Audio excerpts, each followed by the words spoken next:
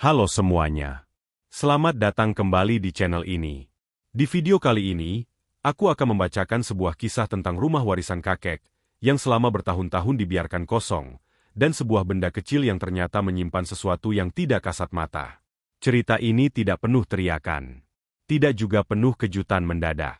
Tapi justru karena itulah, ceritanya terasa dekat. Terdekat mungkin, dengan pengalaman yang pernah kita alami, atau setidaknya pernah kita dengar dari orang lain. Pastikan kalian dengarkan sampai selesai. Dan sekarang, mari kita mulai ceritanya. Rumah itu berada di ujung kampung. Posisinya sedikit lebih rendah dari jalan utama. Kalau hujan turun deras, halaman depannya hampir selalu tergenang air. Tidak banyak orang yang melewati rumah itu, kecuali warga lama yang sudah hafal jalan kecil di sekitarnya. Sejak kakek Jaka meninggal, rumah tersebut ditutup rapat. Tidak dijual. Tidak juga ditempati. Hanya dibersihkan sesekali. Itu pun kalau ayah Jaka sempat pulang kampung. Selebihnya, rumah itu dibiarkan menua bersama waktu. 20 tahun kemudian, ayah Jaka akhirnya meminta Jaka untuk menempatinya. Alasannya sederhana. Rumah warisan tidak boleh terlalu lama kosong.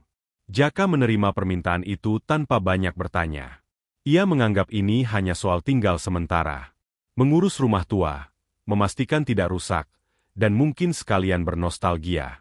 Hari pertama, rumah itu terasa seperti rumah lama pada umumnya. Debu menumpuk di hampir semua sudut. Bau kayu lembab bercampur tanah tua tercium cukup kuat. Perabotan masih lengkap, meski sebagian sudah dimakan usia. Jam dinding di ruang tengah berhenti di angka yang sama sejak entah kapan. Tidak ada yang terasa aneh.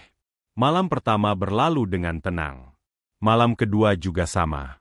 Baru pada malam ketiga, Jaka mulai menyadari bahwa rumah itu tidak benar-benar diam. Sekitar pukul 2 dini hari, Jaka terbangun karena suara pelan dari arah belakang rumah. Bukan suara keras. Bahkan kalau tidak benar-benar fokus, suara itu bisa dengan mudah diabaikan. Bunyi seperti benda kecil yang jatuh ke tanah.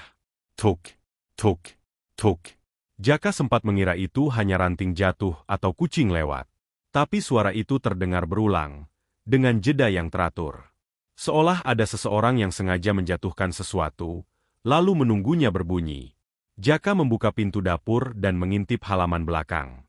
Kosong. Hanya ada rumput liar, tanah yang agak lembab, dan satu pohon mangga tua di tengah halaman.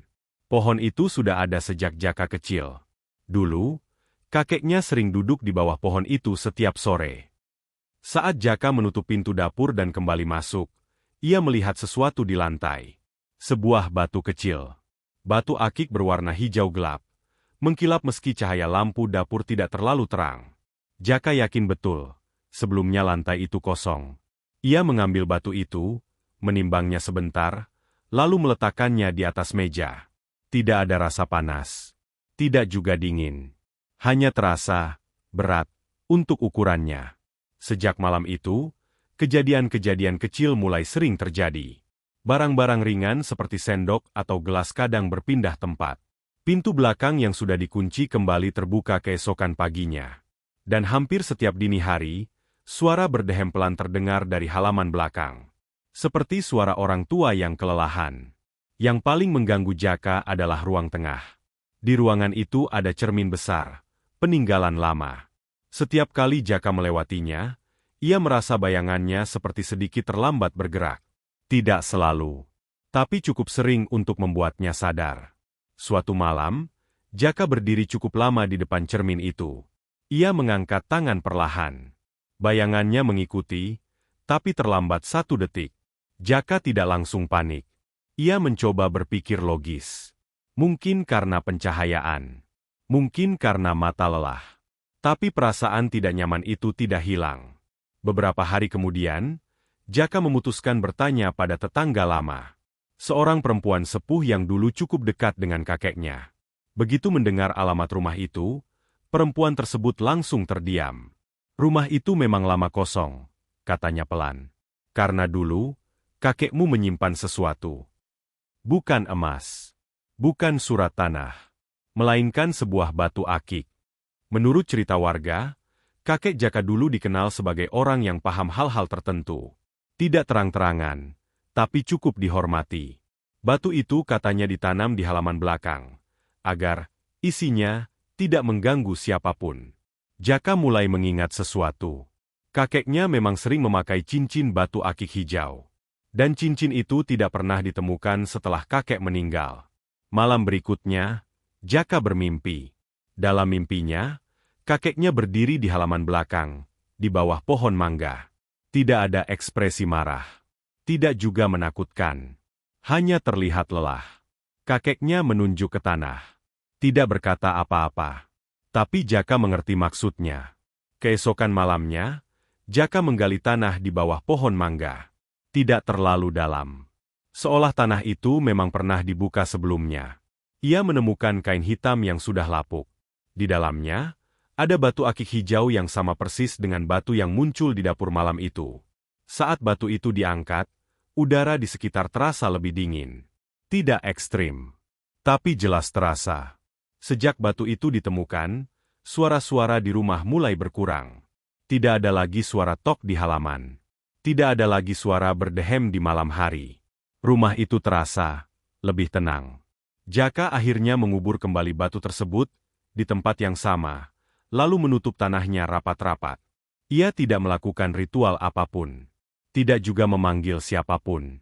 Ia hanya mengembalikan sesuatu ke tempat semula. Beberapa hari kemudian, Jaka pindah dari rumah itu. Rumah warisan tersebut kembali kosong. Namun warga kampung bilang, rumah itu sekarang terasa berbeda. Tidak seram. Tidak juga ramah. Hanya seperti rumah tua yang menyimpan sejarah, dan tidak ingin diganggu lagi. Itu tadi kisah tentang rumah warisan kakek dan batu akik yang ditanam di halaman belakang. Tidak semua misteri harus dijelaskan. Dan tidak semua yang gaib harus dilawan.